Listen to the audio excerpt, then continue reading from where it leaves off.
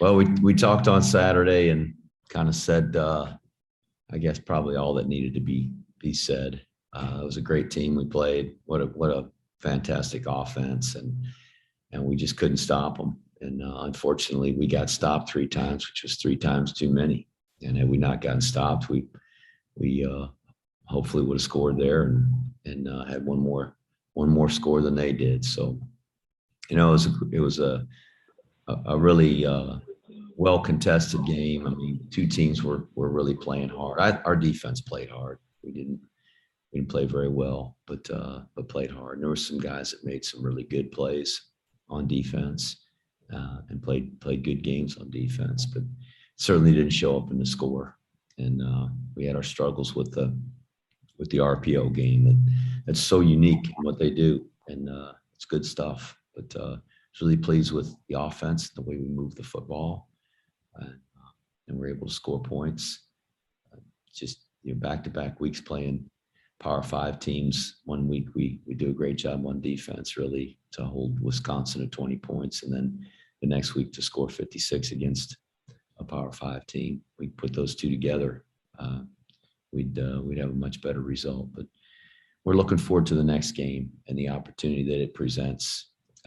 We've got 2 weeks to do it, and it's nice to have 2 weeks to prepare for these rivalry games like we do, and hopefully we'll take advantage of it and do a good job of getting our team ready. We'll start things off with Rich DeMarco. Hey, Coach, first question. Collectively over the last 2 weeks, Wisconsin and Wake Forest, how much more comfortable did you see the Jabari Laws, Tyler quarterback combination work maybe week 2 as compared to week 1? And how good do you feel about that situation if you need to use it? I just think the fact that Jabari has gotten a chance to play some has really helped him. It's helped him to settle down, and he'd love to have that last drive back where he pitched the one on the ground and then had a mesh fumble that we lost, and ultimately, that kind of sealed it. We had a chance to cut it to 7 again, and then go kick an onside kick and maybe get it back and have a chance. But he really, I thought, played pretty well both last week and this week, and just looked much more comfortable, and he should, the more he plays. I think he feels good, healthy, or in terms of his health, he feels healthy. Probably a little bit out of shape. When we started going there in the fourth quarter, he was gassed. I think the whole crew was. We played 80 some snaps, and we're going fast there, no huddle, trying to get a quick score, and we're just going to keep working him. And the more he practices and the more situations we can put him in like that practice, the better condition he'll get himself in. And I think having those two guys play like they did, I thought it was good. I thought Tyre ran the ball really well. I thought he played particularly well, running the football and taking care of the ball. And he's a really good runner. He had the one that he put on the ground, which was disappointing. I think it was pulling a mesh fumble when it came out. The guy kind of slapped his hand and knocked the ball loose. But for the most part, he did a really good job. He's a confident guy, and he took a lot of shots and kept getting up from him. Hey, Coach, a 2-week run up to the next game, of course, Air Force next weekend. How do you handle this bye week? What's the schedule look like? What are going to be the points of emphasis for a week like this, getting ready for next week's game? The last time we had a bye week leading into Wisconsin, I thought we really did a good job of getting the guys some recovery and getting some extra work in that we needed. We practiced yesterday. We're taking today off, as we traditionally do. We'll practice tomorrow and have workouts Tuesday, Wednesday, Thursday this week, Friday and Saturday off for the players. Practice on Sunday. Monday next week, we're going to practice. We typically take Mondays off, but with that Tuesday being election day, the NCAA has mandated that has to be a day off for all NCAA athletes. So we'll take that day off rather than Monday, and then complete the week as we have traditionally for game week. Really, I think our emphasis is on trying to get back to our basics and make sure that there are things that you covered during preseason camp as a team and that we really emphasize from a fundamental standpoint and maybe just our base offense and defense and building back up from that to try to get prepared for this back half of the season and certainly the biggest game of the year we played so far. Great. Thanks, Coach. Charles Grievous. Good afternoon, Coach. I would like to start off with a couple of personnel questions for you relative to a couple younger players in the program. Sophomore wide receiver Isaiah Alston, who I clearly believe is one of the most gifted receivers that I've seen wear the black and gold. However, catching the ball in the Army offense is one thing.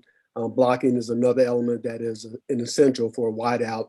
The latter was an area I guess the staff wanted Isaiah to really improve upon in spring ball. Can you talk a little bit about his overall maturation as a wide receiver as you go into the second half of the season? He made some great plays on Saturday, obviously. The 2 touchdown catches and really attacking the ball on the stop routes where we had action going one direction and the quarterback threw it back out there into the flat and he's single covered. And I thought he did a really nice job catching the football and the one-handed catch on the touchdown, and then had another kind of tapped it with his right hand and then brought it back down with the same hand, a one-handed catch on a stop route over two really good catches. And the way he shielded the defender from the ball in the last touchdown, you can see him growing up, and he's really becoming a weapon for us and a guy that we can count on when the ball's in the air. And he's got great ball skills and a long body. And so that part, he's really done a good job of. He's got to continue to improve as a blocker. It's such an important part of what we do. And he's done a really good job in some instances. And then there's times where, he'll lose a block or get beat. And oftentimes it's technique and fundamentals. It's certainly not desire or talent. And he'll get there, but he's gotten much better, and I'm glad to see him coming along as a player for us. Great. And on the other side of the ball, you have linebacker Spencer Jones. I know the staff has been high on him since he stepped on campus, but injuries have hampered him from consistently getting on the field this season. And of course, he didn't play on Saturday against Wake Forest. Can you bring us up to date on his status, please? He did play on special teams. He covered all of our kickoffs, and we felt like Leo Lowen had earned an opportunity to get a start. And not that Spencer's a bad football player. He's an outstanding leader. He's well respected by his teammates. He was as close as you're going to come to a team captain when he was at the prep school. I know the guys really had respect for him there, and we really are excited about the future with him. But Leo, who's in the same class, earned the start on Saturday, and we left him in there. And I expect Spencer will be back in the mix. He has had some injuries that have slowed him down, but he's healthy and can play right now.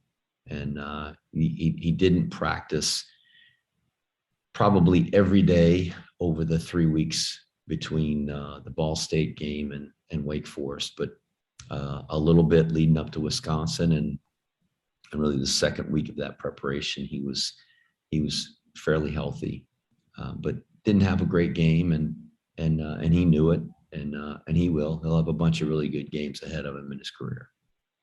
Thanks, Coach. Ken Kreitzer. Good afternoon, Coach.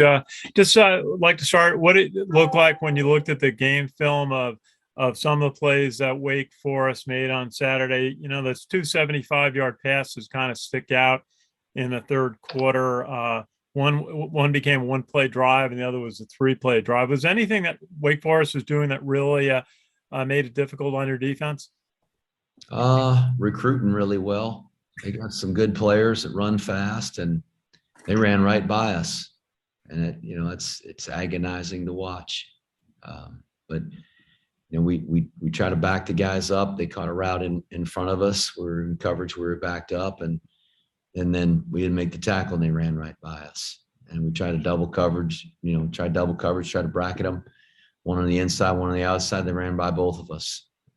So it's tough to watch.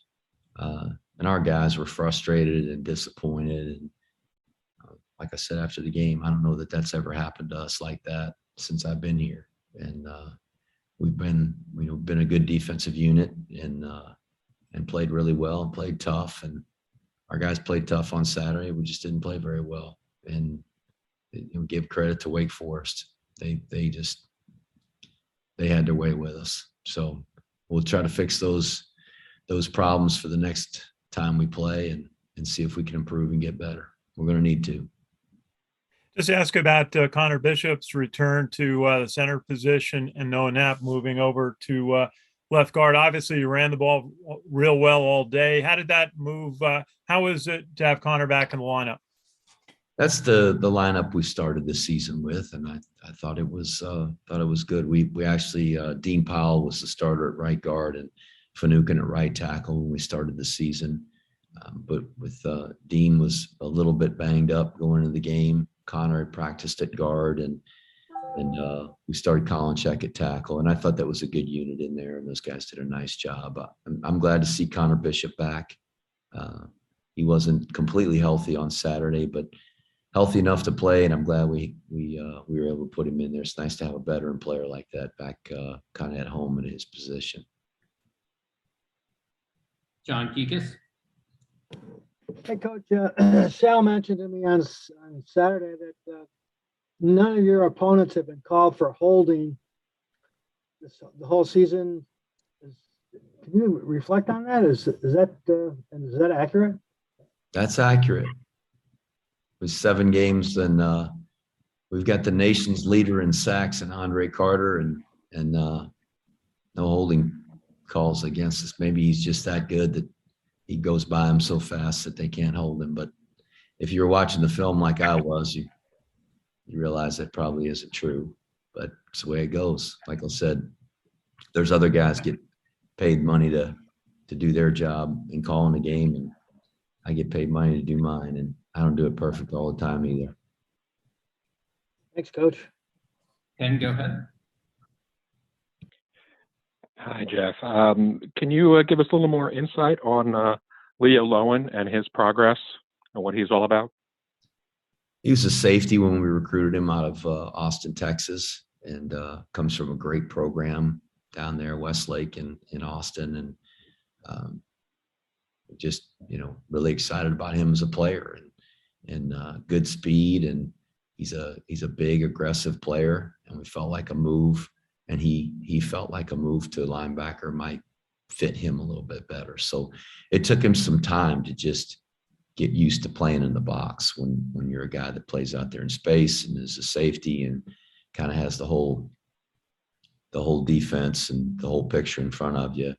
And you get up there closer to the line, you're as a linebacker, obviously taking on blocks from a lot of different people than you're accustomed to taking on as a safety. So it's just been the development. And last year under Coach Wood, and then we moved Coach Wood to safeties and hiring Coach Braswell, who's now coaching the linebackers.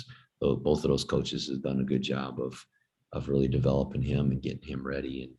And Coach Braswell just felt like it was time to give him a shot this past Saturday. And so the more he plays, the better he's going to get. He made some mistakes on Saturday, but he wasn't the only one. And so I'm looking forward to watching him develop and get better. You mentioned to us 2 Mondays ago that one of your concerns was the lack of depth, certainly at some positions. Now, Leo might be one of those people who've made that jump. How are you doing in regards to overall with the development of depth, and how close are some of these kids to seeing more time or starts? Oh, I don't know. I mean, it's hard to gauge how well they're coming along until they really get a chance to play. But certainly on the offensive line with the injuries that we've had and having to bring guys along, and we'd love to have a lot more depth there than we have. But I think there's some young guys like Shane Buckingham and Simon Dellinger that are coming along. Simon and Shane are both guys that move from tight end to tackle, and they'll continue to get better. They're going to need to.